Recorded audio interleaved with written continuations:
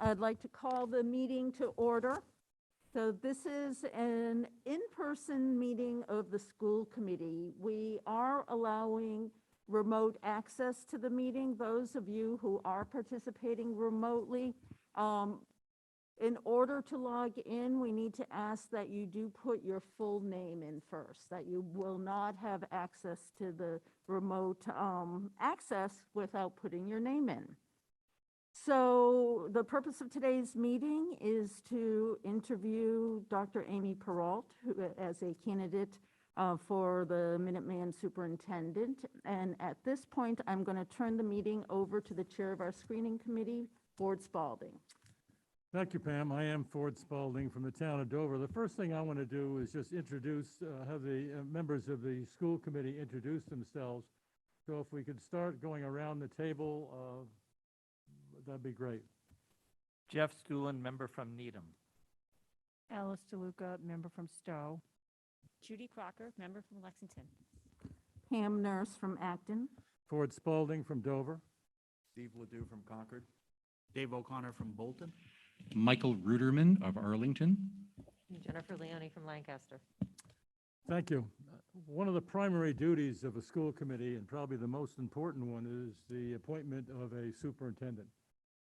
And that is the process that we're going through. We had a screening committee made up of school committee members, of town administrator, of parents, of parents. I think that was it. And we interviewed 6 candidates, and we've narrowed it down to 3. The school committee will be asking questions, prepared questions of Amy, and we're going to be doing that in a rotating order. And we're going to ask Amy to spend about more than 5 minutes per question. She can do less if she wants. Amy will have an opening statement, and she will have a closing statement. These questions will run about an hour and a half. We're then opening up to the school committee for approximately another half hour to ask follow-up questions of their own, and we'll do that. They'll raise their hand, and I'll acknowledge them, and we'll move forward. So that's the process. We're happy that you all are watching, and we're about to begin. So let me just first quickly thank Amy for being here. Amy is the current assistant superintendent, appointed in July 2019 to Minuteman, and she's been here since January of 2014. Prior to that, she was in the Fitchburg Public School System and the Julian, California school system for 5 years. So Amy, we welcome you. Thank you, and thank you for having me. I prepared a little bit of a opening statement that can I would like it to give you a background of who I am. Much of my professional career is made up in roles either in community-based organizations or secondary and post-secondary institutions. I've worked as a counselor with youth who lived in group homes and residential treatment facilities in Los Angeles, California. The majority of these adolescents were either removed from their homes or were involved in the juvenile court system. It was this experience that helped me decide to further my education and to go to apply for a master's in social work degree. I then worked as a school social worker in a rural mountain community in the town of Julian, California, serving a diverse population, including many transient students and 2 Native American reservations. Julian is a union school district, geographically large, consisting of 618 square miles of land in 5 different towns. So students rode the bus over an hour each way, so very similar to Minuteman in that aspect. During this time, I was the coordinator of student services for a school-based family resource center. I was largely focused on building community partnerships to help serve the students and the families of the district. I spent a great deal of time developing relationships both locally and regionally with partners who wanted to help support our district. It was during my 5 years of working in Julian that I decided to go back to school for my doctorate at San Diego State University in educational leadership. I then came back to Massachusetts, and prior to being at Minuteman, I served as an administrator in the Fitchburg Public School Systems, overseeing both safety and discipline and special education at one of the middle schools. I arrived at Minuteman, as Ford had said, in the 2013-14 school year. I was hired as a special education supervisor. What drew me to Minuteman was the opportunity to work directly with the school adjustment counselors and school social workers and the special education team to bring my clinical expertise back and use my social work degree a little bit more than I had been previously. After about 2 years, I moved on to special education director, which also oversees guidance, the health office, and the English speakers of other languages program. During my time as the director of special ed, I accomplished 2 significant changes. I reorganized the special education department, streamlining the processes and procedures that increased efficiency and compliance with both state and federal regulations. And secondly, I took the existing support to help students transition from hospitalizations and other medical leaves and reorganized that, developing a more streamlined process. And that program helps keep students in school keeps students out of school, keeps students in school. I have developed relationships with many of our member special education administrators as my role in special education. I found that being proactive and forthcoming is crucial to building trusting relationships, especially when differing opinions on how to approach a situation. I've took advantage of many of the opportunities that Minuteman has afforded me to increase my skill set over the years and increase my knowledge of many different areas of school governance. I've participated in professional development opportunities to deepen my knowledge of career and technical education. As a founding member of the Academy Development Team, I've learned a great deal about the educational benefits of integrating academic and CTE curriculum for a deeper and more meaningful learning experience. I am a member of the ACTE, Association for Career and Technical Education, having attended their national conference. I also participated in the ACTE's mentorship program for inclusion, access, equity, and diversity, where I was paired with a mentor for a full year of personalized professional development in these areas. During this learning experience is when I started Minuteman's first advisory group for inclusion, diversity, equity, and access. This group is in its infancy stages, but we do have representation from administration, faculty, staff, students, and parents on the advisory board. I became involved in school policy when the existing policies that directly related to the school health office needed to be updated. Shortly after that, I became a member of the school committee, policy subcommittee, and I've enjoyed updating and I've enjoyed updating and writing many policies for Minuteman, as it has given me a deep understanding of the school's history and guiding principles.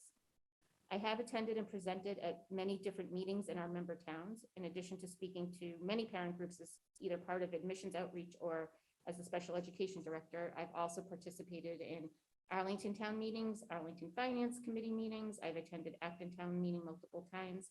I've attended finance meetings in Stowe, as well as their town meeting. I've presented at the Concord Finance Committee, and I've been part of the Minuteman Needham Committee, which consists of members of the Needham Public Schools, town governance, and Minuteman administrators for several years. Throughout my career, I have had several opportunities to teach at the post-secondary level, whether it be in schools of education or schools of social work, and my primary focus has also always been on field education. I believe that field education is one of the most meaningful experiences for a graduate student, and I enjoy guiding them through this experience. And I strongly believe that the ability to gain hands-on experience while in school is so important to the learning process.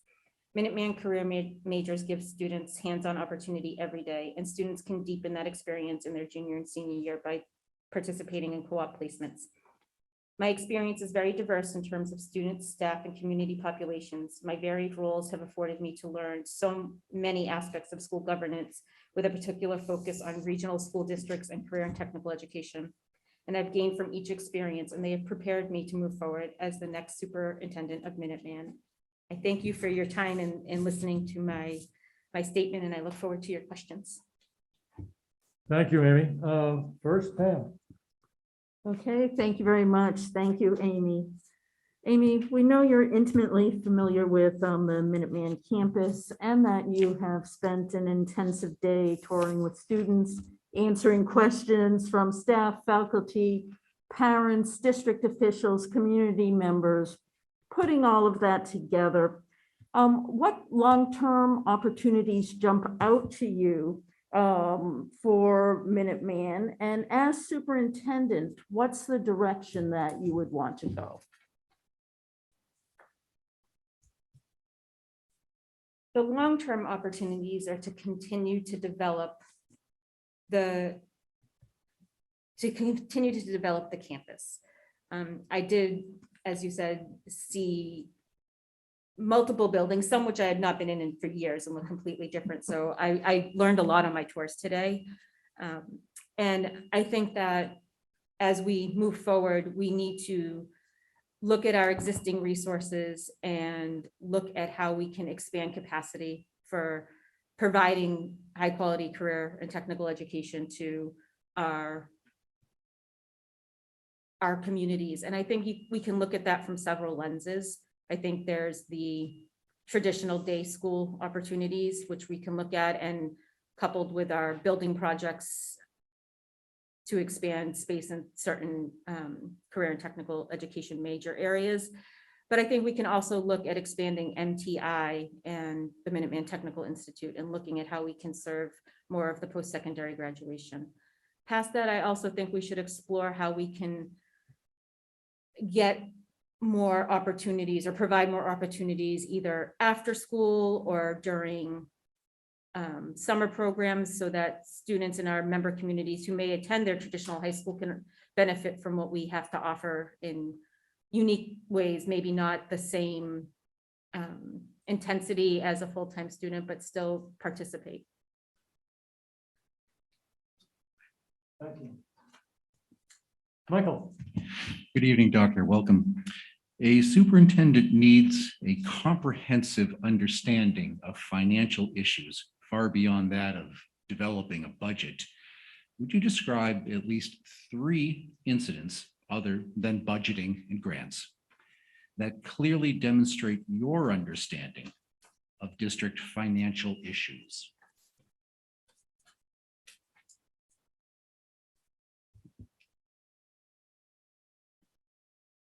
I think resource allocation is one of them, if I'm understanding your question correctly. I think I have, in a few different opportunities, reorganized or restructured departments within the building to make better use of staffing, to make better use of resources, to make better use of time. So without impacting or adding to a budget, we're able to meet the needs of the students by using the resources we currently had in different ways. Is that? Yes, is that- that's the answer, So, and you want 3 examples of that? if you would. Okay, so the first, one of the ones that I would like to describe is our transition program. It is a re-entry after extended leave program. It's a program for students who have extended medical leaves or hospitalizations.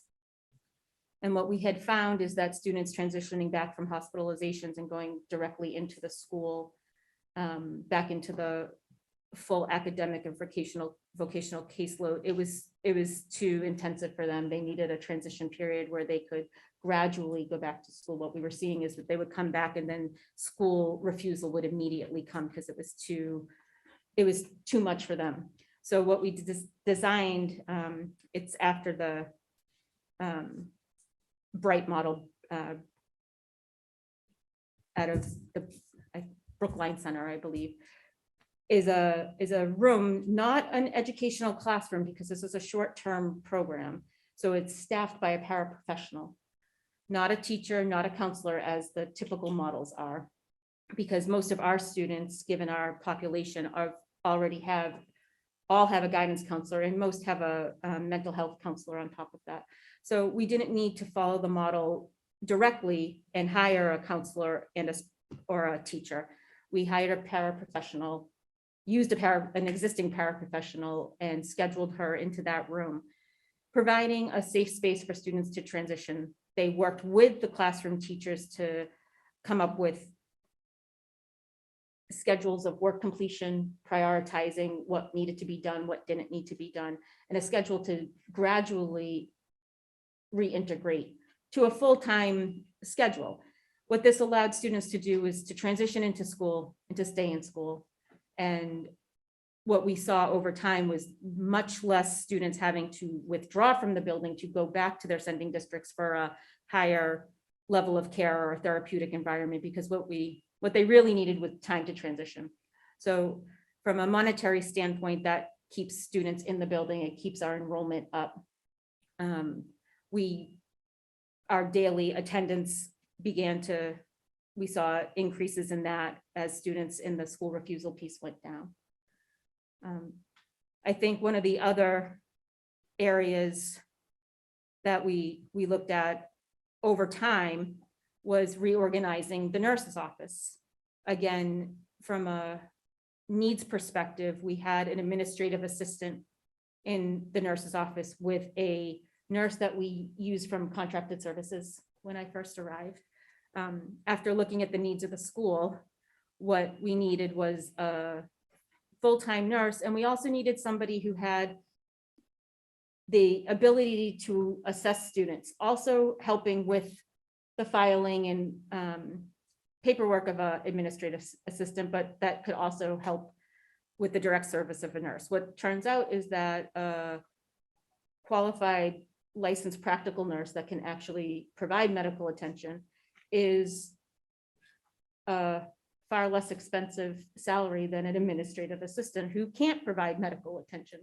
So to reorganize, again, using resources, the best resources to meet the needs of the school and the district. So in that case, we provided more staff that could provide direct service at a increased or a decreased cost in salary. I'm trying to think of a third one. I think more recently, we've looked at reorganizing and looking at the district office.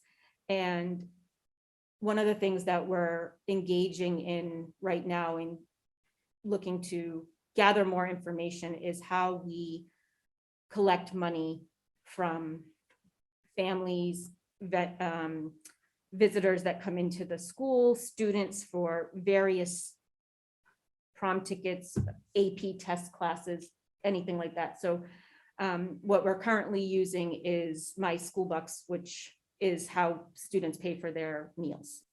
And we have found that we can use this service for the student store,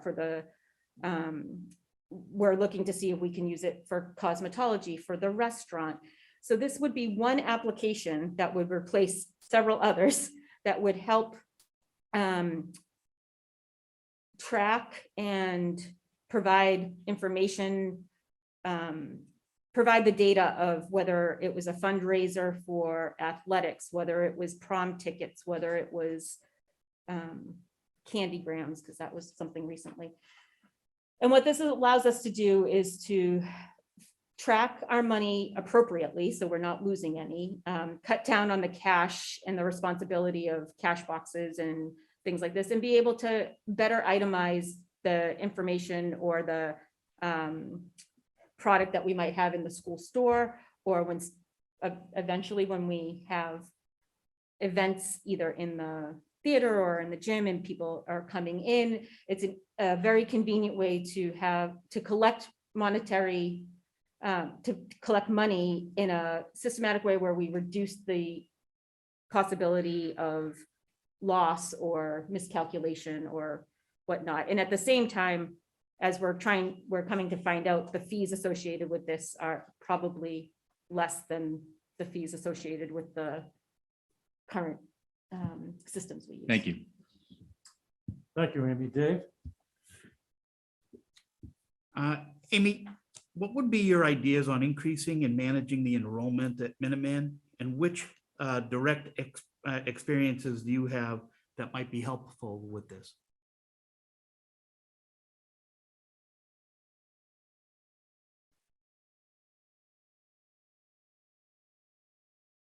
I think that managing the enrollment at Minuteman is going to be a collaborative effort between administration and our staff that schedule and our teachers, and to look at class sizes and what is appropriate, especially from a special education standpoint with student ratios and whatnot. I think that from an admission standpoint, getting out into the community and continuing to do what we're doing, it's shown to be a proven model, and we'll continue to do that and assess the needs. But we need to, I think, consistently monitor what academic courses students are taking, and we need to manage our resources appropriately within the district, within our course offerings, so that we are meeting the needs of each student. I think that is the biggest challenge that we're going to face immediately with getting more students in the building, is just making sure that their classes are, that they're getting the appropriate classes with the appropriate supports and all of that entails, that they're getting the classes that they want to take or in the classes that they're interested in, and that we offer enough sections to fill that need, and that we use our staff in the most efficient way possible, I think. And I have been involved in scheduling, and especially when it comes to the special education piece of it, making sure that ratios and class schedules are appropriate, and that students are in the right classes, and that the ratios are appropriate. So I think that my experience in that would also translate to the larger student population. Thank you, Amy. Steve? Greetings, Amy. Now, as you know, we've recently completed $145 million school building campus improvements, and include $6 million for athletic fields. You look forward to the next 10 years, what would your plan be to generate capital to maintain and replace necessary components of the current building and campus?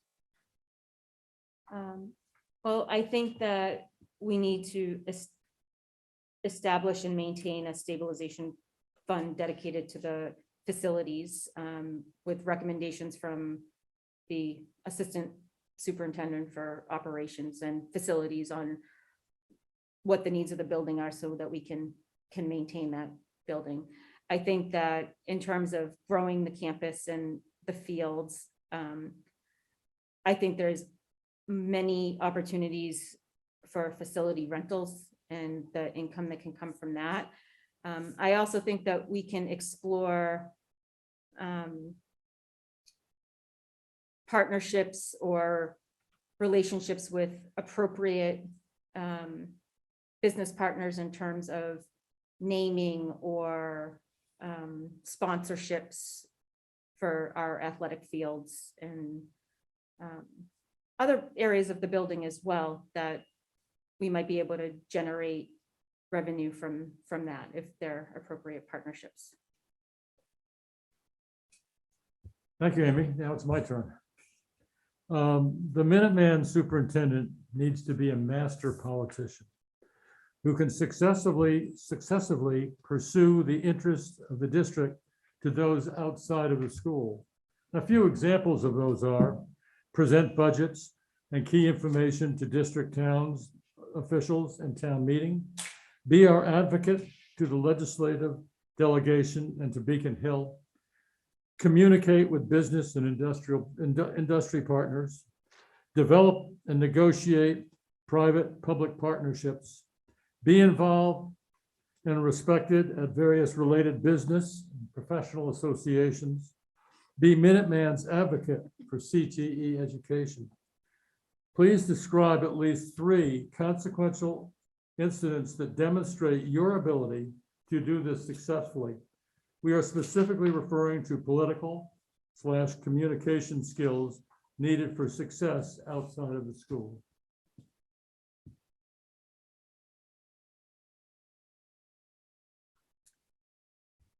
Well, I think that the first one that I can speak to is the many years working collaboratively with other administrators of special education in our member towns. I think I have a proven track record of proactively reaching out, communicating, problem solving with the administrators of special education at various different levels in not just our member towns, but in many sending districts as well. And that entails, every district is different. And so I think that very easily translates to the other areas of town governance, because you need to know the climate, you need to know what the priorities of the district are, you need to know what their financial standpoint is, what their goals are. And I think that translates very much, because how I interact with one department of special education in one town is very different than how I would interact in another. So I think that building relationships, I think communicating proactively, and I think advocating for what you know is the best interest of your students. Past that, I have presented at various town meetings. As I said in my opening statement, there's some that I went with either Dr. Pequillan or with Kevin Mahoney. There are some that I actually went by myself. I have presented on Minuteman, either on the curriculum, and it depends on I presented at the Concord Finance Committee maybe several years ago now. And I presented on the curriculum while Kevin Mahoney presented on the budget. There's been other parent groups or, not parent groups, town meetings where I have presented or I have been there with either Dr. Pequillan or Kevin Mahoney. The other, a third one for political is I haven't presented, but I have partaked in the legislative breakfast here at Minuteman that Dr. Pequillan has put into place, and listened to the presentations, listened to the questions, engaged in conversation during those legislative breakfasts. I think that in the position that I am in, one of the benefits is that if I was selected for this position, I have the rest of this school year to learn from Dr. Pequillan, to attend meetings with him, to take advantages of opportunities to speak and or present with him or in lieu of him, so that I can get a better experience moving forward before I take the role solely. Thank you, Amy. Jennifer? So, Dr. Perreault, how are you? Describe the role that you have had in developing an annual operating and capital budget for the schools you have been employed by, and how you obtained acceptance for your initiatives. So if I go back to speaking to Julian, I was involved in the budget there extensively. It was a smaller school district, but we had very different funding streams. So it's a San Diego City County school, so it was unionized by several different towns, but the budgets did not come individually for towns the way they do here. You did have membership from several different towns, but you also had to engage with the city with your budget development. Given our population, we were involved with many different governmental agencies as well. The Bureau of Indian Affairs, or Indian Health as it was called. And many different types of grants. So developing a budget where you can also have to track student numbers for different various subcategories, and applying for grants that way. entitlement grants, things like that. So I was in the creation of a family resource center that was not just grant funded, so it was half school district budget, half grant funded. So in that area, I was very involved in prioritizing what was needed, allocating funds, creating a budget, creating like a 5-year strategic plan for how we were going to fund, how we were going to use one grant and then supplant it or refill it with either another one or with district funds.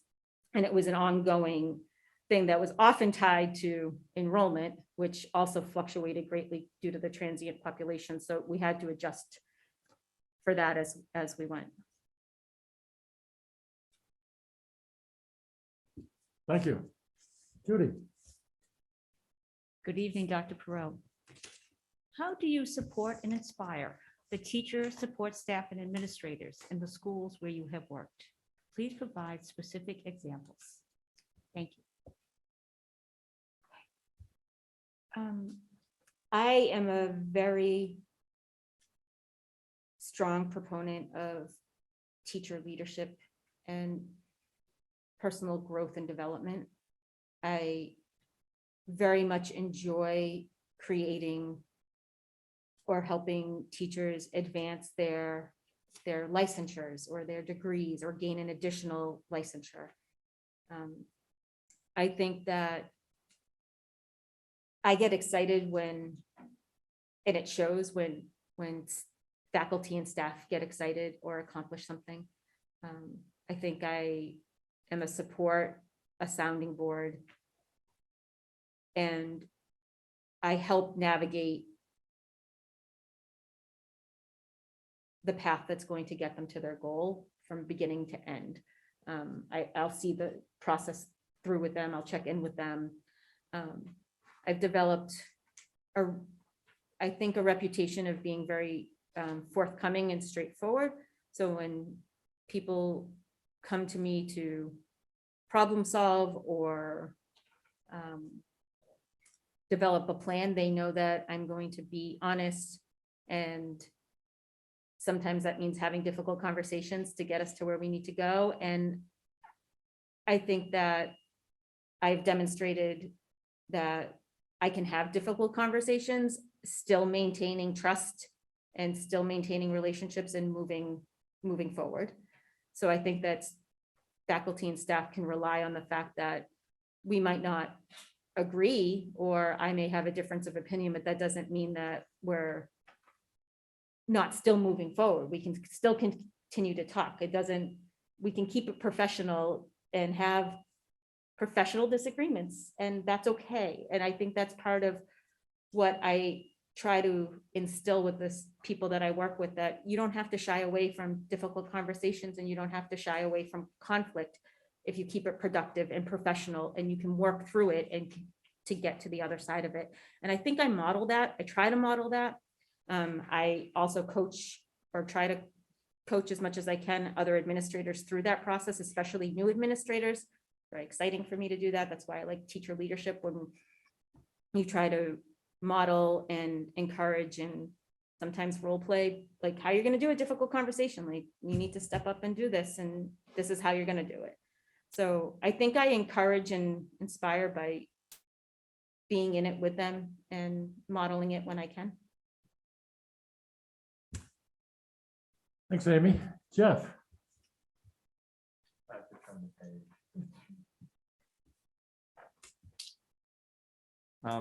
Talk about your philosophy of collective bargaining and how it fits into the strategic direction of the district.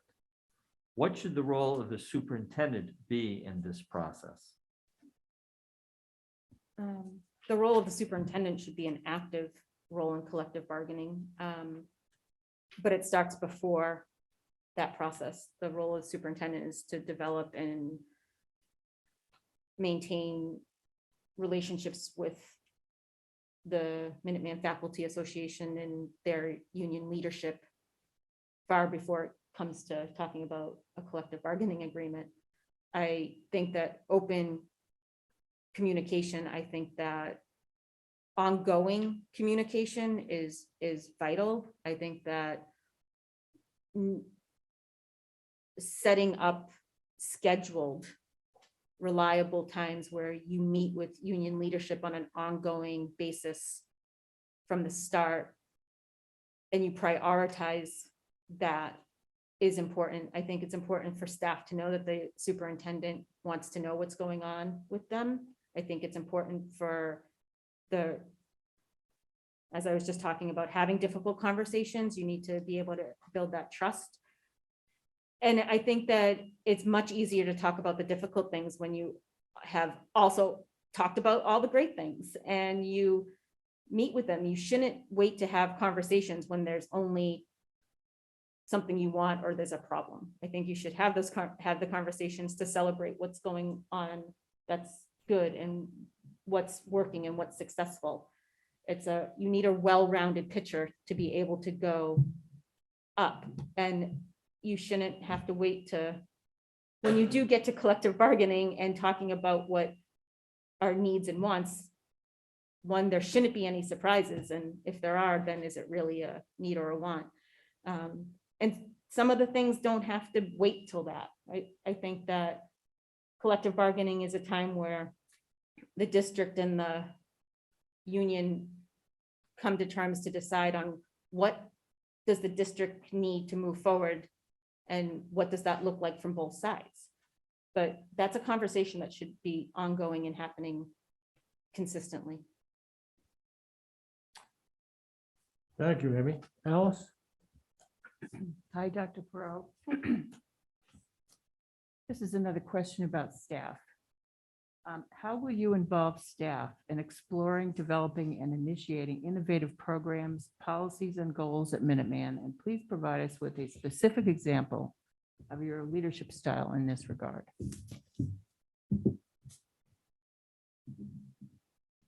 Policies, initiatives, and Policies, innovative programs, policies, and goals.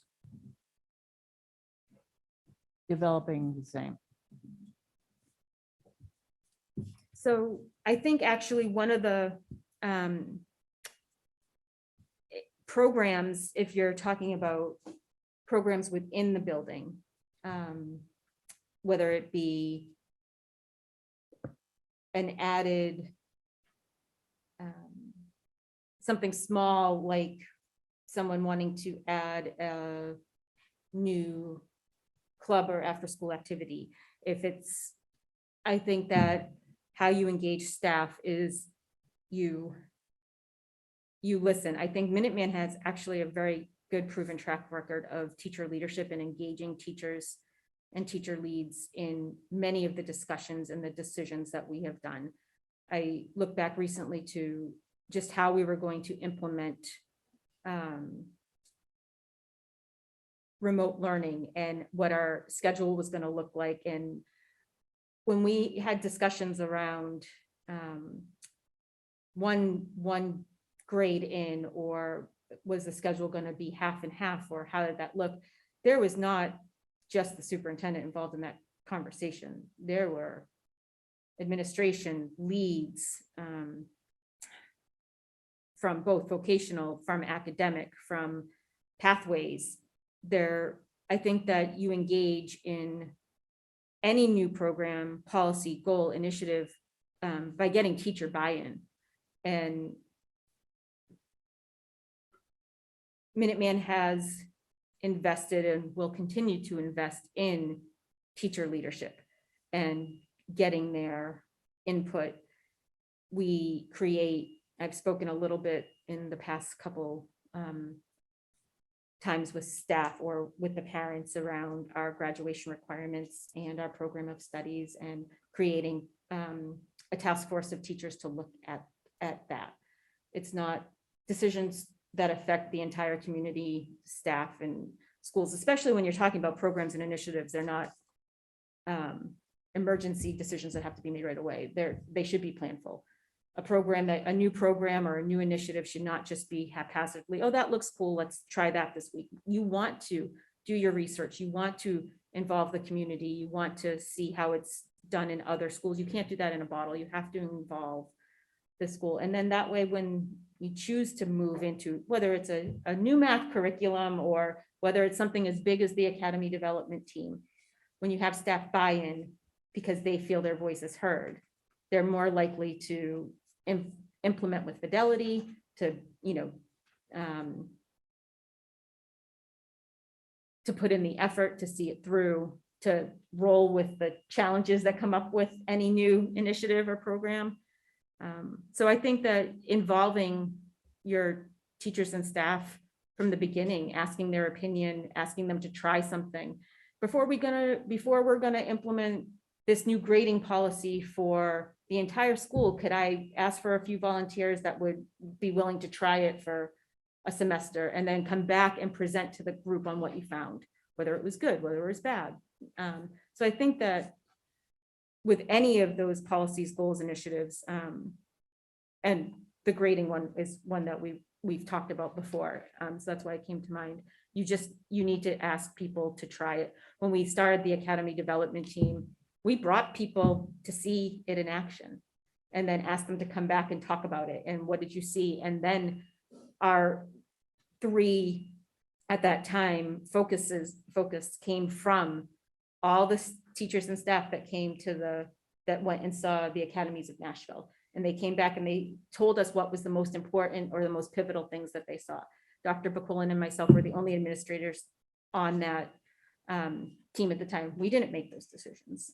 Like, we provided the opportunity to learn about it, but we didn't make the decisions on what was most important and what we should take back from that. That came from the staff.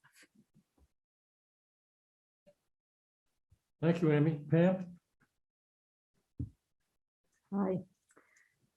Currently, Minuteman doesn't represent the diversity of students in our town as much as we would like to.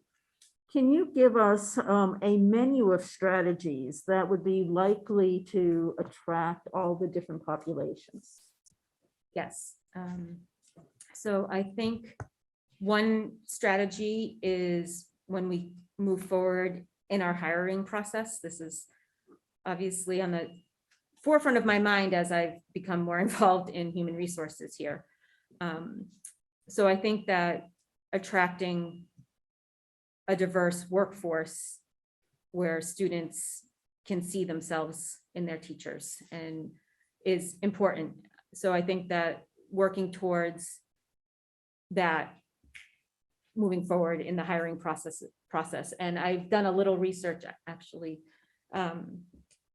Lexington Public Schools has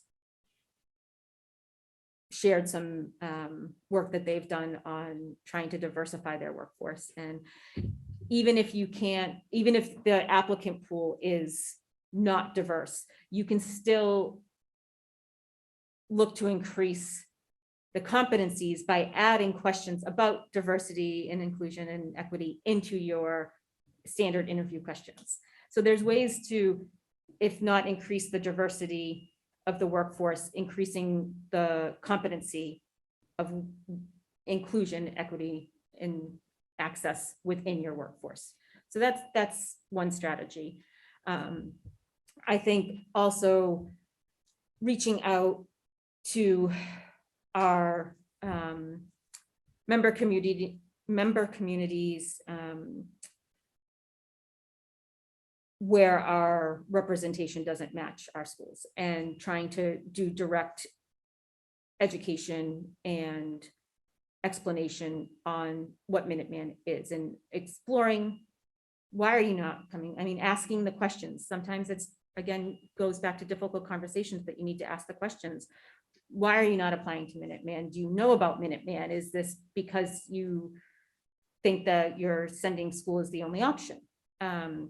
I think providing opportunities, what I would really like to see, I think, would be providing opportunities for middle schoolers to experience Minuteman. We've done some camps, maybe expanding that to summer programming, but really vocationally based summer programming, not camps like we've done in the past, or summer camps or one-offs, like real immersive vocational education, so that families and students can see what you can benefit here, because possibly it's not understanding what you could benefit from coming. So I think that giving students a way to explore Minuteman and understand the educational value to it before applying in ninth grade could help increase the diversity. After school programming, I think might be something that we could look at as well, in terms of increasing enrollment, or not increasing enrollment, but providing more access and having more students gain exposure or skills from Minuteman.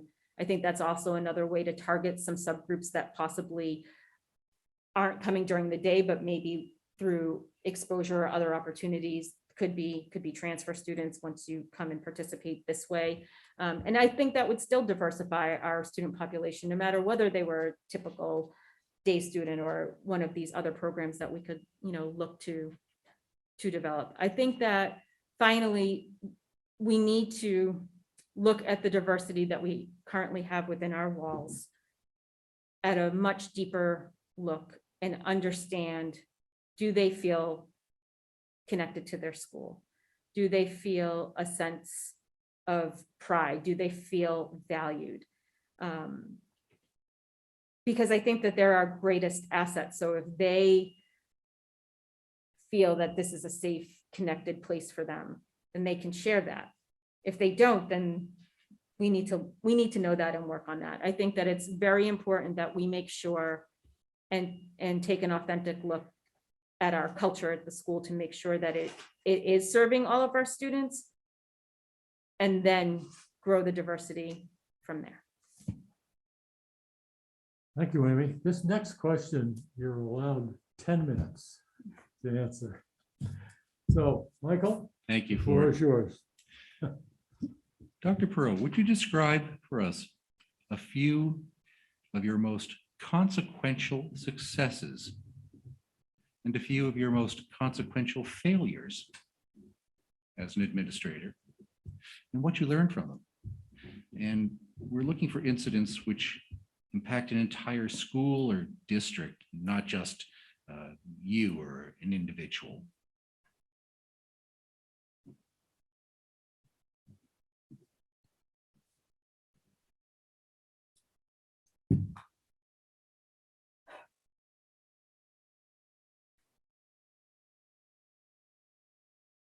All right, so this is one of, I have, obviously, I think we all have failures, but when you say consequential failures, early on in my career, working in therapeutic day schools with students who came sometimes from the juvenile justice system, we had very strict procedures in safety. And at one point, we were implementing new rules for going off campus. And I suppose, changed the ratio of what we needed to do to take kids off school. And based on our experience and our data, I forget exactly what it was, but we only needed so many staff to so many kids. And the staff and the students did that, went on an outing, actually, to I wouldn't say a job site, but like a vocational education site for these students. They were high school age or older, but still in high school. And two of the students decided to leave, and we didn't have a high enough ratio for staff to be able to follow the students, stay with the student that was there, because of we needed to have two staff together. You weren't able to separate. So anyways, complicated story, but student safety was in jeopardy because I made a decision that the ratios could be adjusted, and nothing tragic happened and everyone came back, but it was scary for the staff that were out there. I wasn't out there with them, but it was scary for the staff that were out there because they didn't have the necessary resources to keep people safe. So in my mind, when you're talking about safety, that's consequential. Fast forward many moons. When we talked about the academy development team and buckets of work, I was involved in creating something called Minuteman 101, where every freshman was going to come in and get a crash course of what like Minuteman valued. And we did it through as part of the exploratory process, where every student had to do a week through this course. And the concepts were great and the teachers that implemented it were great, but the entire incoming freshman class had to go through a course where we didn't think it all the way through, and they were all in one room the entire time. They didn't move, we moved teachers in, but the students stayed in. They were miserable, they were bored. This is not what you want your freshmen to experience, because we're still in the wooing phase and we want them to be engaged and we want them to learn. All of the concepts were excellent, but the execution of it was not an engaging process at all. And the entire freshman class was affected by it. And it was difficult for teachers as well that were trying to engage students in learning, that they were not, we didn't set up the environment correctly for that. Consequential successes.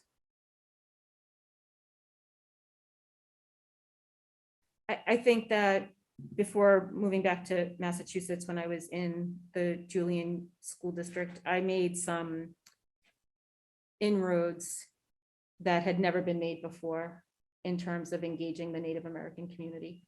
I was one of the, maybe first, I'm not sure, counselors that was invited onto the reservation. I was the only counselor in the school district that parents gave their children permission to talk to. And that opened doors for so much more in terms of parent engagement, community engagement. You picture a very historic rural town with very deep roots and lots of animosity. And I think that when over the 5 years of time, we were then teaching Native American history in a class, and people were having aha moments, and people were understanding for the first time why they thought the way they did and why they engaged or didn't engage the way they did. You had all these resources and all of these experts here, but it was never, it was almost like it wasn't talked about. And so slow, you saw a complete and utter culture shift of an entire district. So, and for the better. So I think that was pretty consequential. I think at Minuteman, I think that I can't say I can't pinpoint the success, but I do believe that the services and supports for mental health have increased. I think that as a licensed mental health clinician, I understand the mental health needs of the students and the staff and how to provide mental health supports in a school-based setting and what that looks like and what that doesn't look like, because it's very different than outpatient, and it should be. So I think that by advocating for my staff, by advocating for the students, we're able to provide a very consistent high level of care for students who need it, that enable them to partake in their classes, to still have high graduation rates, to be able to take care of themselves when needed. And oftentimes that's hospitalizations, but come back and make up the time not have to withdraw and go back to their sending district, not have to drop out. I think that we have established a mental health protocol of having reentry meetings, of reaching out to parents, of working collaboratively with outpatient therapists or providers, working with our community agencies, advocates, or the Boston Center or whatnot. So I think that it was overall coordination of that, and the ability to be in a leadership position to implement not policies, but procedures and protocols on how we do all of those things. And students feel safe, and students feel successful, and their parents feel safe sending their students back to school after very traumatic events. And that's pretty consequential to me. Thank you. Thank you, Amy. Dave? Yes. Amy, can you tell us what you might expect to expand Minuteman's business relationships to allow the current and future career opportunities of our students? So I've done a lot of looking, because I've done a lot of thinking on this question. So I've done a lot of looking at our current relationships, our current advisory board members. We have a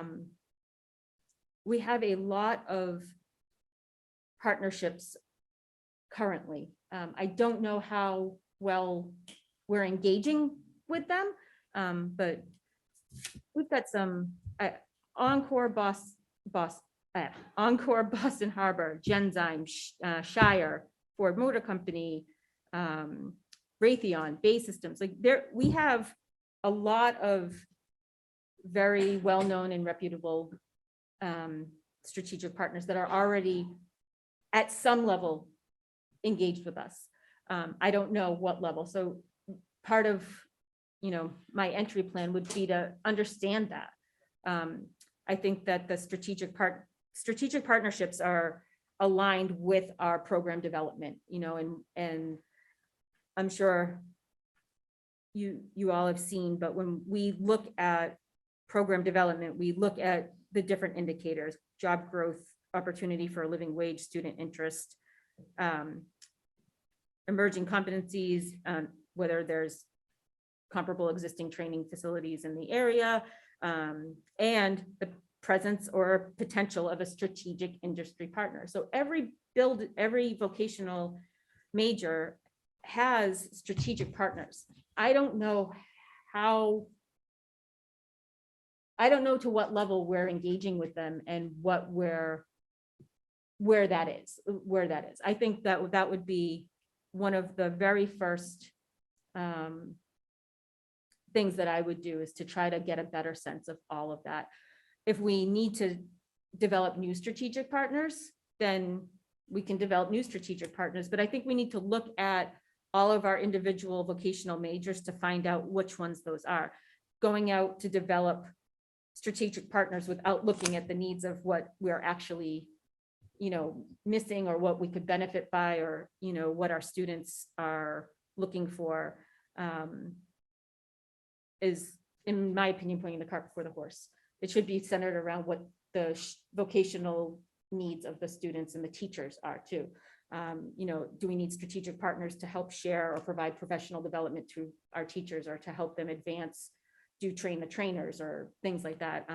So I think that strategic partners are vital. I do think that they have the potential of being revitalized at Minuteman, and using them in a more efficient way, or a more beneficial way, hopefully mutually beneficial way. There's a long list of current advisory board members, and I would like to see us interact with them in a much more meaningful way than how it appears we are right now. But I do have to, that would be one of my first goals, is to better understand that. Thank you. Thank you, Amy. Steve?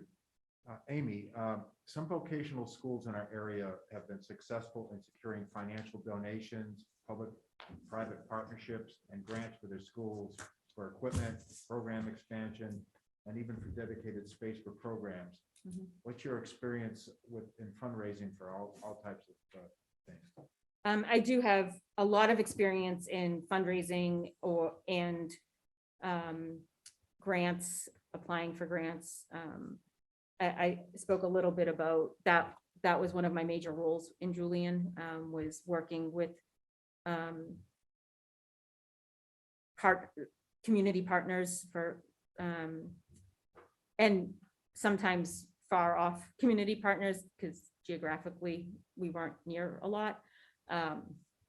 So I think that I have a lot of experience, and I think that it's important to show when you're asking, you use the word donation. So when you're asking someone for donations or to contribute to something, you need to show them why it's important, but also what the outcome's going to be. Show them it, have them have an emotional connection to it, or there's always a way to have some sort of emotional connection, whether it's finding out that, or showing them how it affects a student, or showing them how now the learning environment is so much different, or connecting it to, career outcomes. Now that we have this piece of equipment, the students are able to enter the workforce at here instead of here, providing, more economic opportunity for the students, and showing them that your one donation could now turn into this many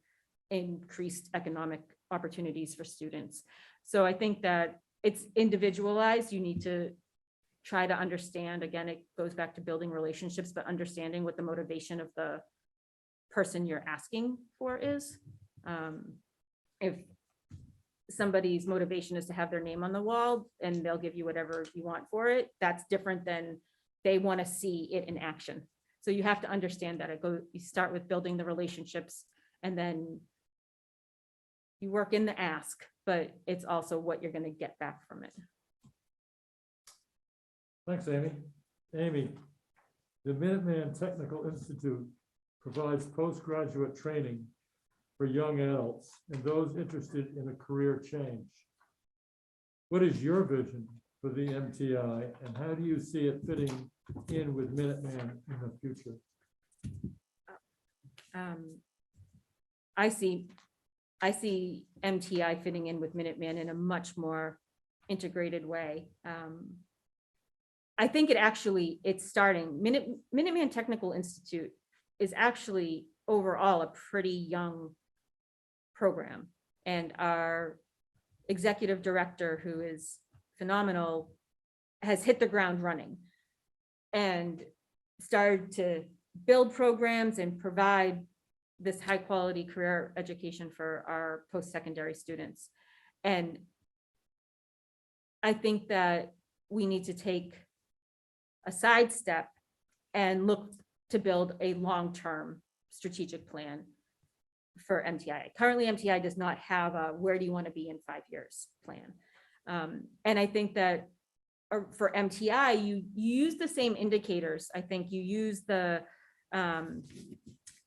opportunity for a living wage, the student interest, the job growth. You use similar indicators, but you also are going to work with your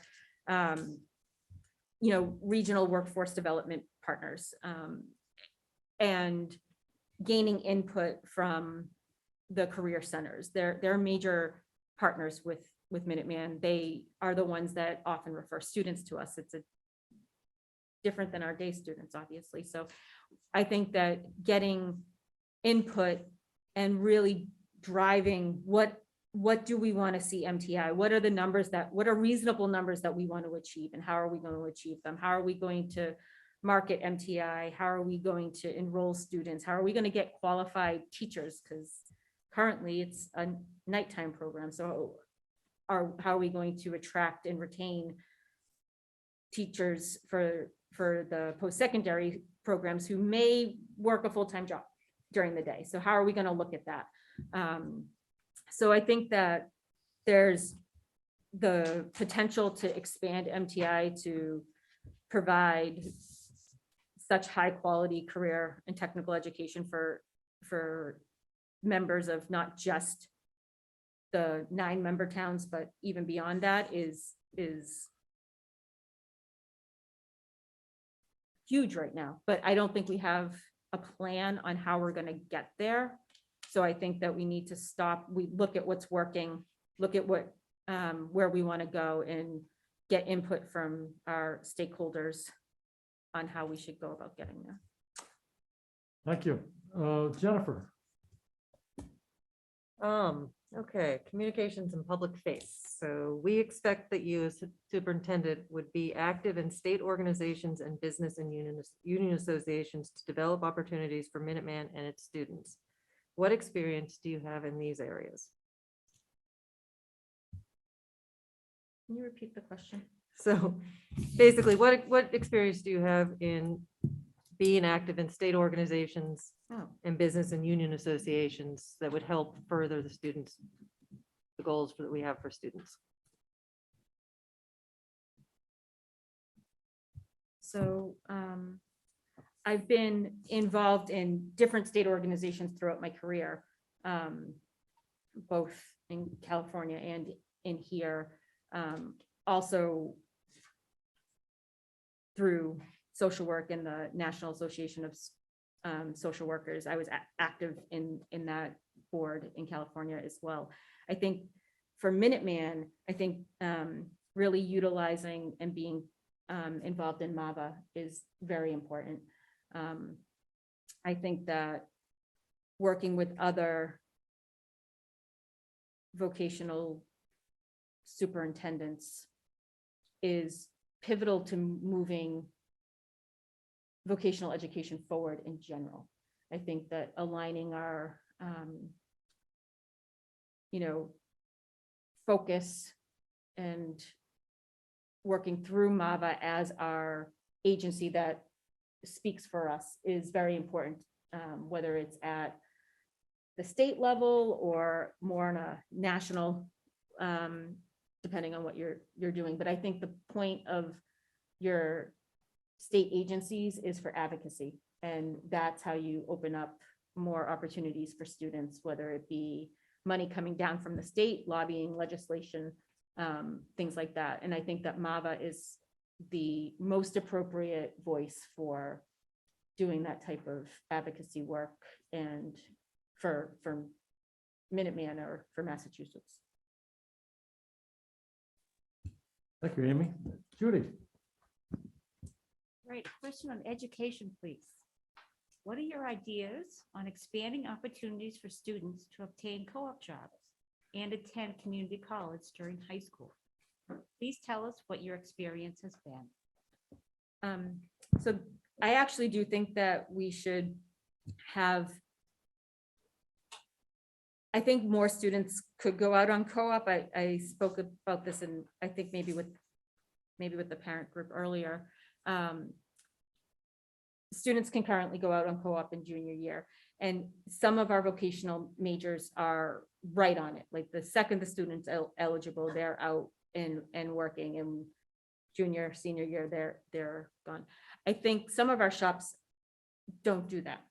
And there are very valid reasons why they don't, whether it's curriculum, they need to be, they're prepping for industry recognized credential. And if they went out on co-op, it wouldn't work. Sometimes it's, we provide the work-based experience. So for health assisting, for example, we take them out to, the nursing homes and provide the work-based experience outside of the school. So co-op might not be as necessary in that area, or we bring in more facilitators and training. So there's reasons why not everyone goes out on co-op, but I think that there's room to improve that. I think we need to look, I'm interested in looking at what our current co-op opportunities are for students. I'm interested in talking to students more about why do you not apply to go out on co-op? Your teacher says you're ready, your grades say you're ready, why are you not ready? I do think we need to look at it to make sure it's not an access issue, if it's driving or transportation related. But I think we need to understand the motivation to go out on co-op for students, whether they have it or they don't have it. Whether or not there's a disability related need, and if we can address that in a different way, given our population. So I do think that we need to look at the students who are eligible for co-op but choose not to go. And then we also need to look at our current co-op opportunities. Is there a disconnect? Why are they not aware that all of these opportunities, our job board right now, as far as I know, has plenty of opportunities, but is it not the right opportunity? Is there a reason why they're not ready? Do they need some other form of coaching first before they're ready to go out for co-op? And all of that aside, is there an opportunity to provide some other work-based experience? If it's not co-op, could we provide a job shadow? Could we provide an internship? Could we provide something where a student goes and experiences a site for a week, not maybe the whole rest of the year, but to still provide some of that hands-on learning. So I think that co-op is a place where we could definitely develop more. And you had a second part of that question. Can you repeat that?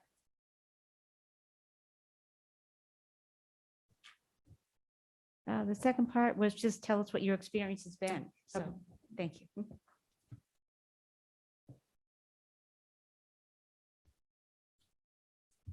Oh, can I add to that for 1 second? The co-op question. I also just recently applied and got my emergency co-op coordinator credential for DESE because I've thought about this a lot so that I can learn how to go out and do job sites and do visits. And so I'm going to intern under our co-op director so I can get my hours, but I have my emergency license so that I can take a deeper dive into that area. I just got it. Great, thanks. Jeffrey? It was the community college aspect, right? Oh, thank you. Thank you. I want to make sure we got. Yes, there was the community. That's the part I was looking. So we have currently 6 dual enrollment classes that total, I believe, about 20 credits currently that a student can get. I believe it's 16. I think it's about 16 of our classes have partnerships with colleges that provide articulation agreements. So there's room to grow with our community college partnerships. I actually think that both for the high school and for MTI, there's room to grow. We just had a large group from Middlesex Community College to come in and tour the building and look at our facilities, and they met extensively with our director of MTI on how they could partner. So I do think that our dual enrollment opportunities could grow. I think that's also something what we should be looking at when we're looking at our graduation requirements in our program of studies is how do we incorporate more dual enrollment classes? Is there a way to do that? And then I think that we could look also at our articulation agreements. Some colleges give us our articulation agreements for some of our courses, some don't. And I'm not sure that students are aware of all of that. Articulation agreements are a little bit different with at least with the Middlesex Community College credits, they could transfer somewhere else. So I think that they're more accessible to students. They understand, like, I get this credit and I can take it with me wherever I go. So I think I think we can increase our capacity on that. Thank you, Jennifer. That was it. Yep. Jeff? What are the biggest challenges for you in switching from your current role to the superintendency of the Minuteman District? And what new skill sets do you need in order to be successful?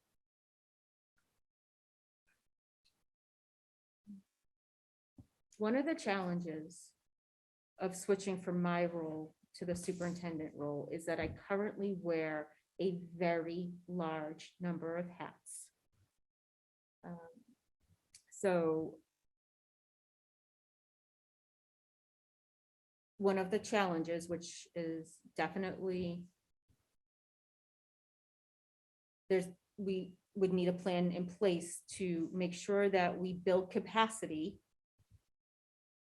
or identify existing capacity for how those roles would be taken care of.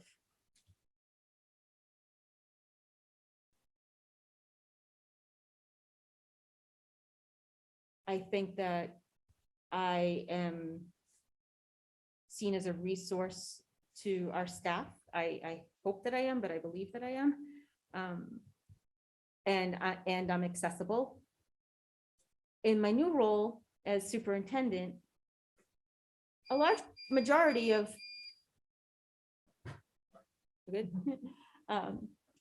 A great part of my role is going to be outside of this building. Everything that I do currently, or the majority of what I do currently, is inside the building. I know every staff. I know what they do. I can talk to them about a number of things, whether it's the health office of the last couple of years, extensively, now with HR, still acting as the director of special education with a school of 50% special ed. So I'm often we'll go ask Amy, she'll figure it out, or she'll find the answer. I'm in the building person. And that's gonna have to change. So we're gonna have to identify who the next go ask that person is and communicate that effectively. So that the staff still feel supported, and we look to that. So what supports I will need is following that through, is that outside the building experiences. I would like to have as many as I can starting now, working with Dr. McQuillan so that I can learn from him, work with him, observe him, or do my own presentations. I also would like to work with Rich Eicheden and Nikki Andrade, our business manager, to get a much deeper understanding of our budget and how it's created. I know that's a Dr. McQuillan / business office creation. But I would like to get involved in understanding that as soon as possible at a deeper level. Thank you. Alice? What new career pathways would you explore adding at Minuteman in the next 3 years, and why? And in responding, please consider what curriculum, shops, or initiatives will benefit from innovation and vision. So I would have to consult, as I spoke to before, our 6 indicators for where there may be new opportunities, or where there is the need for new vocational education. But prior to that, I do think that we need to focus growing our programs that aren't fully developed yet. I think animal science needs to have a focus as the next 2-3 years, as we get new classes in. We're going to need a different space to put animal science in. We have animal science, but we don't have animal science the way we envision animal science. So to me, it's still a new program. It's still a developing program. We need to learn and figure out a space for it, a permanent space for it, and the resources that it needs to have to be a more engaging shop. So I think that's still a new program in my mind. Also still a new program is our logistics engineering program. which isn't a program per se, it's a learning environment that many shops can benefit from and receive industry recognized credentials. And that's also a program that can benefit MTI as well. The industry recognized credentials that program can, that logistics engineering, our robotics and our engineering programs are the major ones that would benefit from using that, or that would, their curriculum would align with logistics engineering, but there are others because of the many industry recognized credentials that we could offer, whether it become, I actually have a very long list of them, but there's so many new technologies in that warehouse environment, from robotic arms and sorting, machinery, or actually sort of like trucks that lift you up and down. And every single one of those has a credential. When we've talked a little bit before about industry 4.0, there's so many different credentials, entry-level credentials that our students in the high school could get, or level 2 and above credentials that our MTI students could come in and get. So when you talk about coming in and increasing your capacity, it's still not into fruition, but the equipment and the opportunities for learning are huge on that. And when you talk about providing individual economic opportunities, these are the programs that can do it. This is like your go to Amazon and learn how to work all of these sorting machines and packing machines and robotic arms. So I think we haven't, again, I wouldn't say it's a program yet, but it's an idea. And I would like to follow that through. We're continuously writing grants like the Capital Skills Grant we've applied for to put more resources in that room. But what I get excited about is that the intersection of MTI being able to benefit from that as well. So that's part of the growing of the MTI. And it's a place where multiple shops could learn together. So I get excited about the integration and the cross-curricular opportunities that you could get from there too. Thank you, Lindsay. Pam? So, Amy, as you know, Minuteman has a large percentage of students on IEP. What would you do to ensure that Minuteman continues to be a welcoming environment for students? I continue the inclusion model, no doubt. The best thing about Minuteman is that the students learn alongside their peers. They go to the same classes, they have the same teachers. It is inclusion, in my mind, for our population is the way to go. I think that continuing to have the appropriate amount of staff. I think that strategically, which we've done over the years, we're almost, I think this year, I think we are, where our co-teach model, every freshman and sophomore class is co-taught with a certified special education teacher. We do have some in the upper grades that are co-taught by a paraprofessional, and our paraprofessionals are wonderful. But I think that the freshman and sophomore years are so important to have that extra area of expertise. So all of our freshman and sophomore classes are co-taught with special education certified teachers in the room with the content area expert. I think that model works really well. It lowers the student teacher ratio. So you get more individualized attention, but you're still in class with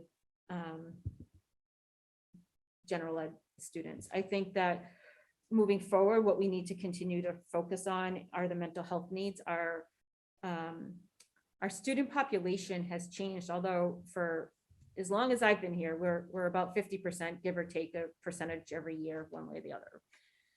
But when I first got here, the number one disability, hands down, was health disability, and that was for ADHD. That has gone down. Our specific learning disabilities, which were probably the second most prevalent, are now down to like fifth. So we're seeing an increase in the autism spectrum, which I actually think is very exciting because it's showing that students on the spectrum can benefit from a full inclusion model and be successful in it. So I think that's very exciting. But our mental health population it's going up at very big rates, or it's now being an added disability. So somebody might have been categorized with an IEP for, again, ADHD. And for Minuteman, when a student has ADHD, how that presents typically is in the fields of executive functioning. So helping students organize, time management, that type of thing. But as many of you may know, when your mental health is not well, your ability to have executive functions goes down. So for someone who already has executive functioning deficits, it's almost paralyzing. So I think that we do need to focus on making sure that we're providing adequate mental health services for students who have it on the IEP, that is a disability that is actually preventing them from accessing the curriculum. Lots of students, as I've said, and we all know through the pandemic, you're seeing it more and more, where students are presenting with anxiety and depression. And we do need to address that too, but we are also seeing it increasing their ability to access the curriculum at significant increases. So I think that would be an area that we need to keep a very close eye on and look at our caseload for students, for our school social workers are very high. Ford, before you go on, I have a note that I forgot to turn on my mic, so people who are listening didn't hear the question. So I just have a request to repeat the question that you just answered. You don't have to answer it again, but just for me to repeat the question, which was, Minuteman has a large percentage of students on IEPs. What would you do to ensure that Minuteman continues to be a welcoming environment for students with disabilities? Thanks. Thank you, Pam. Amy, you completed our prepared questions, Wow. but you're not done. Okay. What I would like to suggest is, is a 5-minute break for people to stand up or do whatever you need, but let's take a 5-minute break and let's try to be back by 25.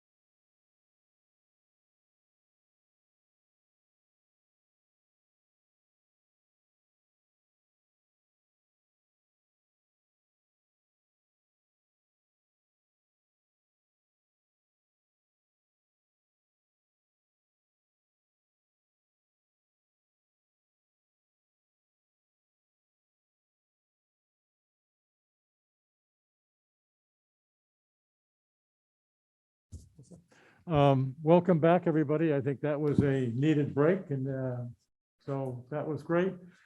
Amy, I think for you was probably a very needed break.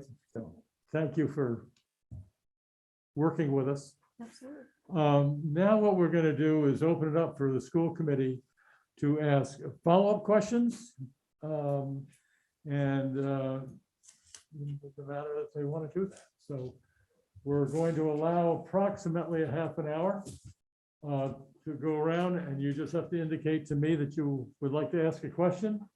And I'll recognize you and we'll go from there. So the floor is open. Who would like to ask the first question, Steve? I've been asked this question a lot when I was interviewing for town manager jobs, so now I think I can ask somebody else. How do you envision spending your first month as superintendent? How are you going to spend your time? What are you going to be doing? Asking a lot of questions and listening to those answers. I think that part of being an internal candidate is that you know a lot, but I need to take a step back and look at it and relearn everything about Minuteman from a different lens. The lens of the superintendent is different than the lens of the assistant superintendent. So I think that I would take time to ask questions from a different viewpoint.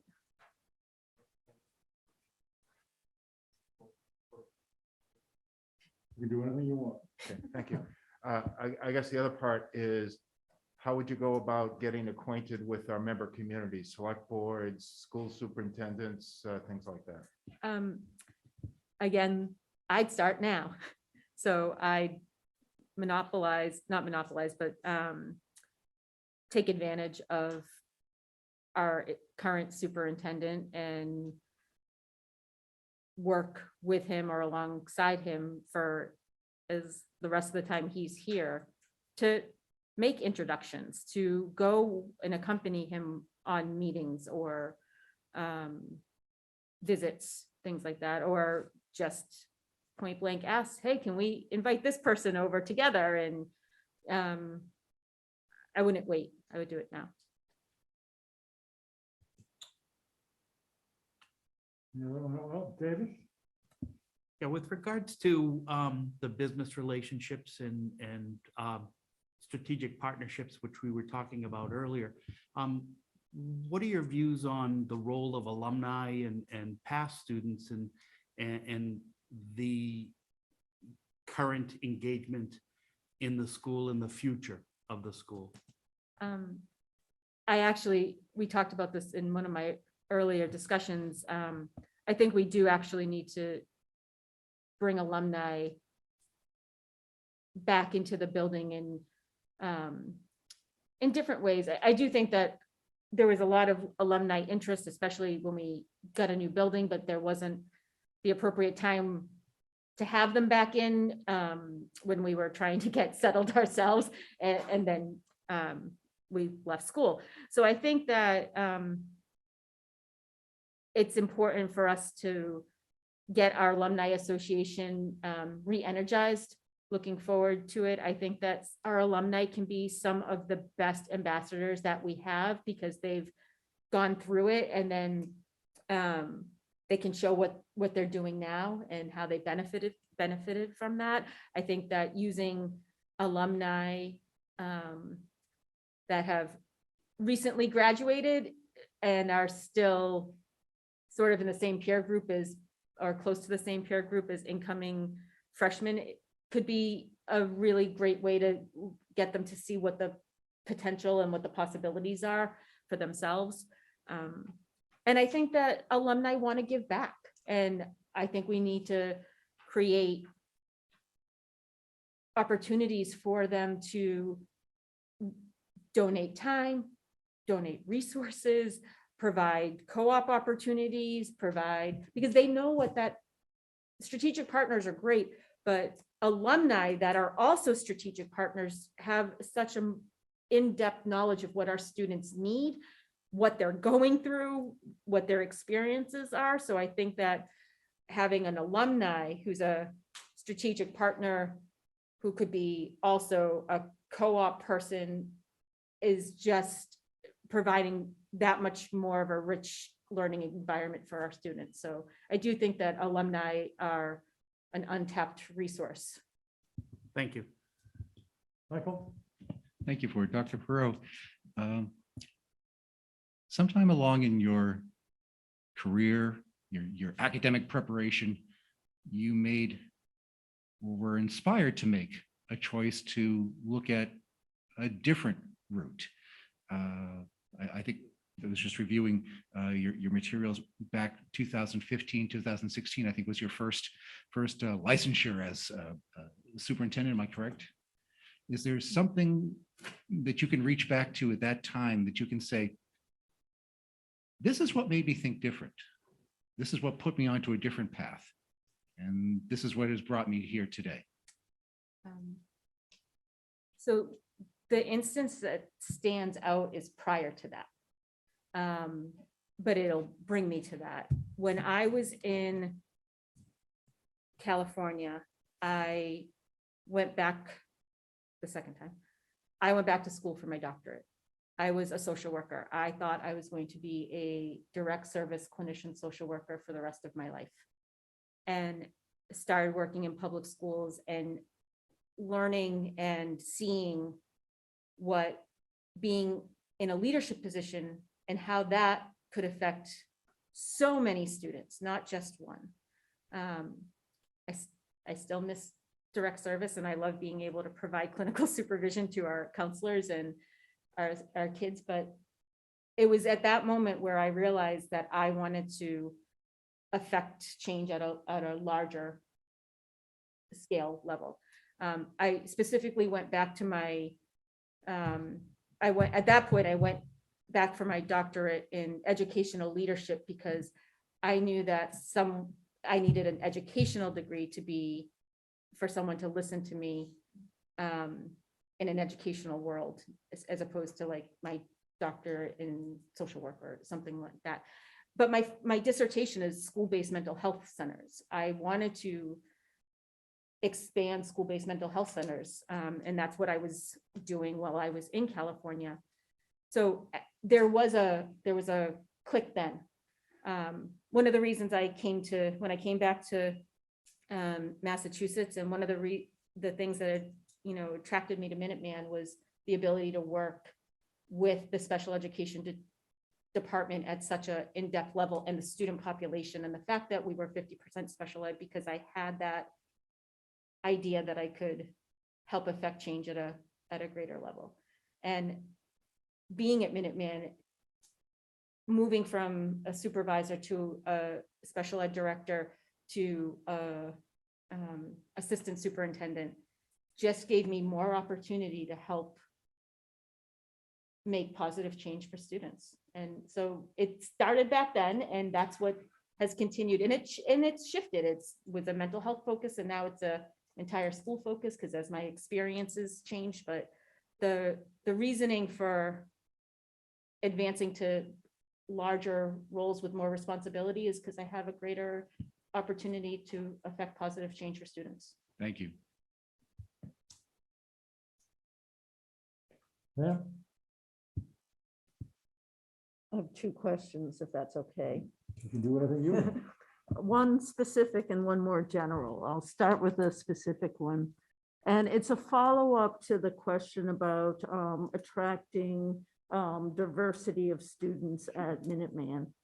And we know that Minuteman is a leader in STEM education and STEM programs, but still there's a smaller percentage of students here who are girls. And I'm wondering if you can address that specifically and what you would do specifically to be attracting more girls to Minuteman.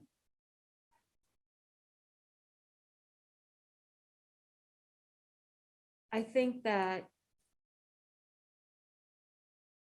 we have programs that are designed and meant to help attract more female population to school. Like we have the girls in STEM group. I think that we could easily bring that back to the forefront. Again, it's been a few years and we have seen our numbers for female students were higher and now we're lower. And I do think that you can't ignore the fact that we haven't been able to showcase Minuteman the way we normally do, or provide some of the experiences we normally have, whether it was because we moved into a new building and we put something on pause or pandemic related. But we used to have girls in STEM camps and 8th graders would come and participate. And I think that, again, providing opportunity for students to be in the building and to see what we can do will help have them apply if they think it's not for them. Hearing someone talk at an admissions outreach sometimes isn't enough if your mindset that's not for me. If your mindset is maybe, or I'm open to learning it, then you can really fully engage. But if your mindset is from the get-go, that's not for me. So I do think that for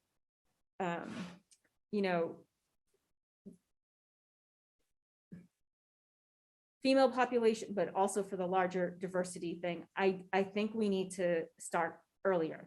I think we need to, and I don't mean just going into schools. I mean, looking at how we can provide opportunities for students to come in and see us earlier so they can see themselves here. I think they need to, the female students specifically, come in and see our female engineering teacher. Like, come in and see our female teachers in the sciences, in the STEMs, in health assisting, or in horticulture and environmental science. Like, come in and see them and see how that works. See yourself. Can you see yourself there? I think some of it, especially for middle school students, you have to experience it to think that it's a possibility. So I think providing opportunities for students to see it, feel it, will help move that needle in the right direction. Thank you. That's my second question. Yeah, that's what I was waiting for. Okay, so we know this has been a very busy day for you today. You've had a lot of conversations with a lot of people.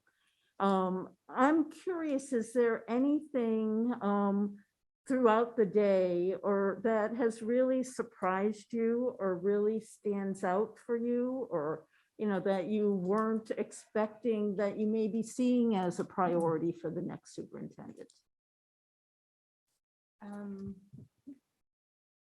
So two things.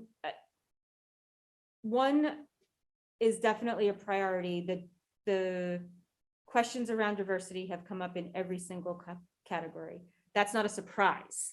And that's a priority of the assistant superintendent. So if that becomes that will also become the priority of the superintendent. So that's not a surprise, but it came up more than I anticipated in every group. It came up, and I didn't anticipate that. The other thing that came up, not as directly, but listening, is the sense of community and the need to help restore, rebuild, celebrate, create us. And again, that's not surprising given everything that everyone's gone through, but the amount of questions that were posed to me, both in the teacher faculty group and within the parent and community member group, there were threads through them all. And I don't know that I expected to hear that need come through so many different threads. I see it, but to hear people ask, like putting themselves out there to ask about it. So to me, that indicates the top priority. Amy, I want to follow up on Pam's first question. how do we, I think parents have a lot to say about whether their middle school student is going to come here or go to local high school or go to a private school or wherever. And I don't think we do a great job in reaching out to parents and educating them about Minuteman. Have you given any thought to ideas of how we can directly reach out to the parents in our non-communities and to create the perception, the correct perception, that this is the right school for the right kid Yep. to pursue whatever their interest is? And how, have you given any thought to that? Off the top of my head, I used to, again, several years back now, because of going and visiting schools, I used to work with our middle school special education parent advisory councils as the director of special ed, and I contacted all of our sending districts and asked if I could, would you put your parents together for me? Can I come talk about Minuteman to your parents? Again, that's when I was the director of special ed, that was my focus. But it was important for me for parents to understand what we were and what we weren't, so that their student got the best possible education, and so that they knew what Minuteman could provide their students, but also what our limitations and what we didn't have available, so that their student was, they were prepared to make that decision and informed the correct way. I think that's a model that we could replicate very easily, not just special education, but for all. And we could create affinity groups within that too, if we want to look at the reaching sub-separate or subcultures and groups of, whether it's female students or, but I do think that we could,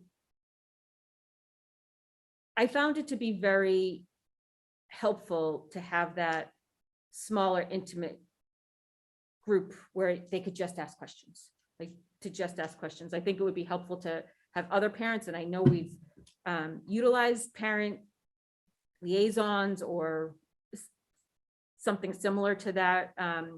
From an admissions standpoint, we had like a parent person identified in each member town in case parents wanted to ask them questions. How's your experience with this or that? But we could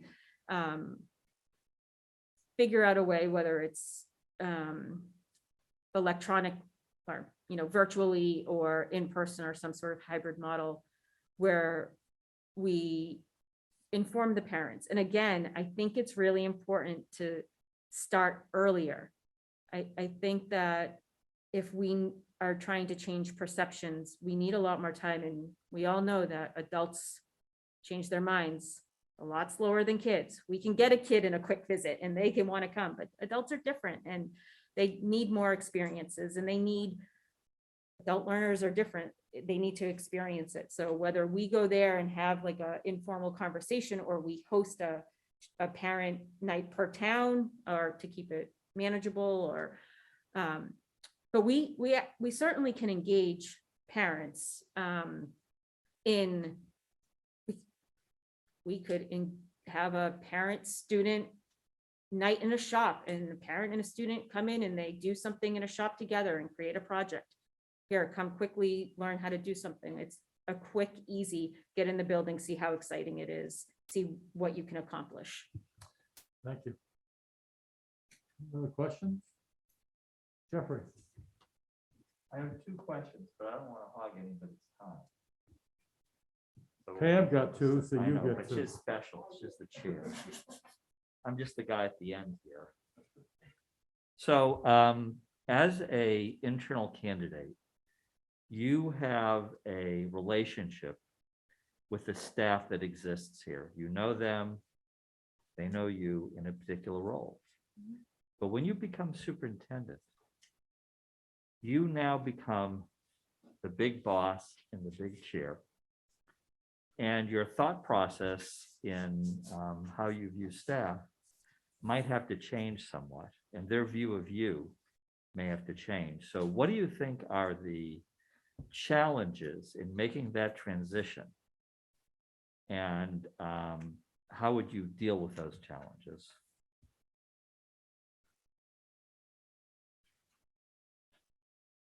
The challenges, I think, are around making sure that staff still feel supported and that they have someone to go to, but not me. I think that there's going to be a learning curve with conversations and education of come to me for this, continue to come to me for this type of information. But this is the new person that you go to for special education. Or nope, now you're gonna go to the principal for this, and letting, part of it will be for me, making sure that I am making sure that the staff know that whoever is the new person for whatever many of those roles are, that I fully believe in them and that I'm confident that they're taking the roles and that they got this. So I think that that's part of it. I think the challenge is just making sure that there'll be many opportunities for staff to still have conversations with me. And I was asked a similar question from the teacher perspective today. Would I still have an open door policy, and would I consider hosting superintendent drop-ins or lunches or coffees or something like that? And I said that I plan on still having an open door policy. But one of the challenges is that I'm not always going to be in that office. So I think that that's the challenge, and the learning curve is that my availability is not going to be what it was. I'll still be available, but not in the same way.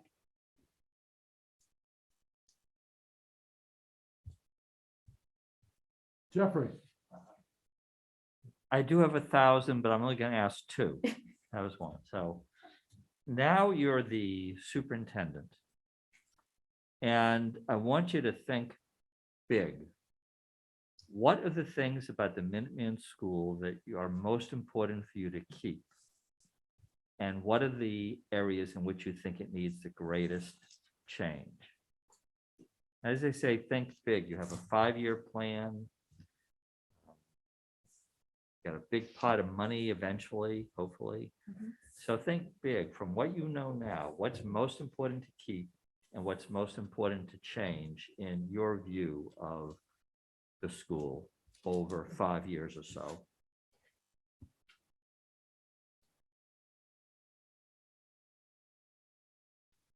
Well, the easy answer is what's important to keep is the academy model. That's very easy.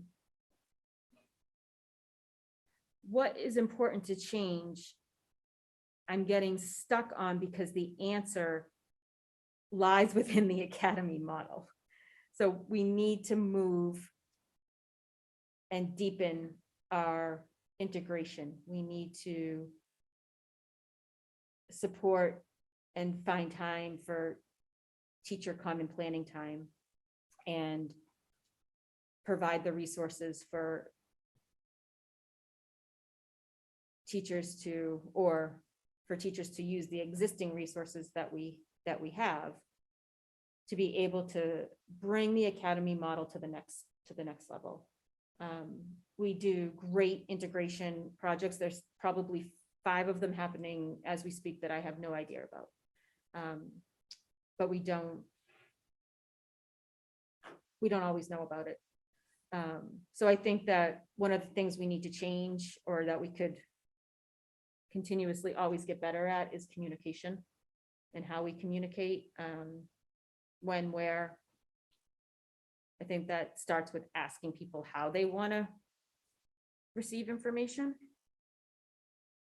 I think it's very easy to say, I communicated that, but if the person didn't receive the information, then is it really a communication?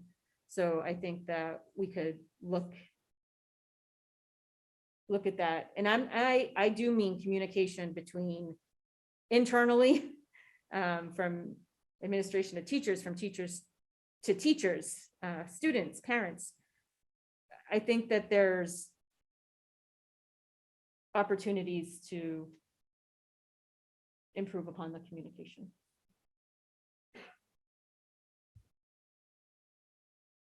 Judy? Thank you so much for your time today. This has really been extremely enlightening and helpful. Thank you. I have more of an esoteric type question. So administration is a partnership between many different factions, including the school committee. And the school committee has three main primary responsibilities: the policy, the budget, and supervising the superintendent. And we have a number of subcommittees that we use to try to get this work done. So could you envision any new ways that the school committee can support the superintendent through committees or otherwise to try to advance, Minuteman's mission vision and really just be a cheerleader for everything going on in the school?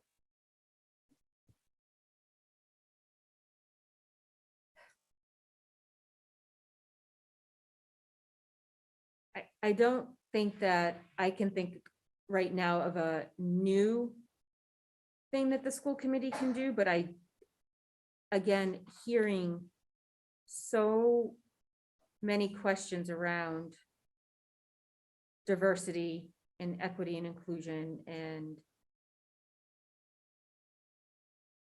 making sure that we are attracting all types of students, maybe making that more of a focus of your communication. I know that the school committee is always advocating for Minuteman, and you are the voice to your community, and you talk about that, but definitely need to think about how that would be most helpful. But if that seems to be an overarching theme for where we need to go, then I'm sure that there's a way for the school committee to help champion that cause.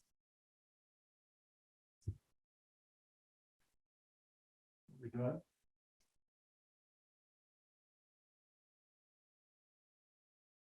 Amy,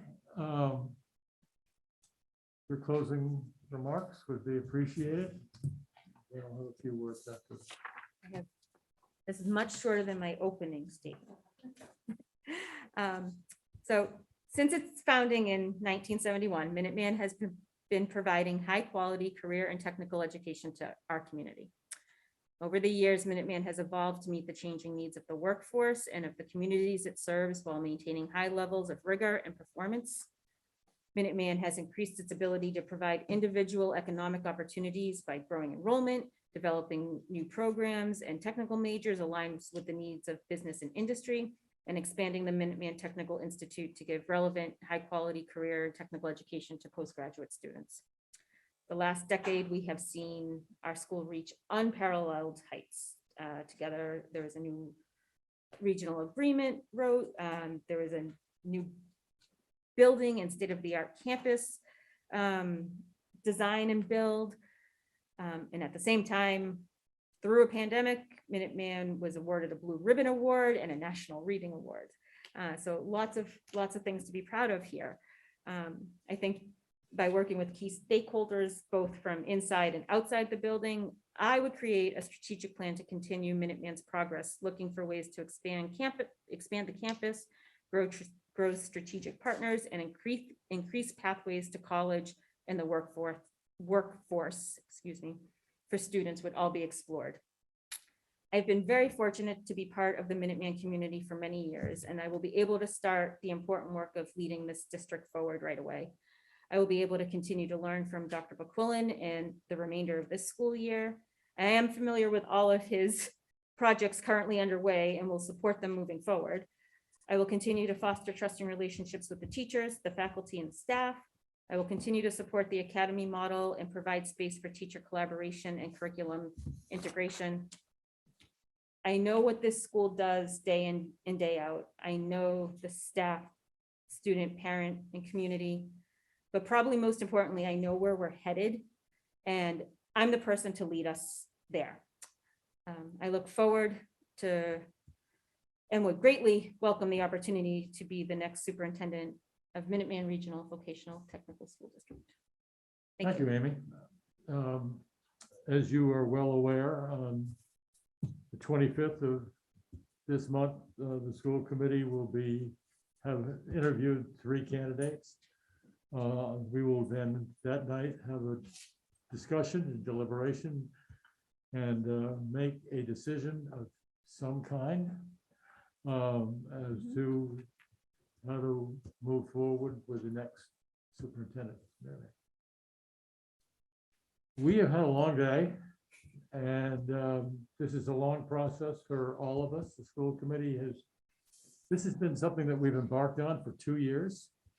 And we worked hard at it as a school committee, and we are very pleased to have had you with us, and we thank you for your efforts and your time.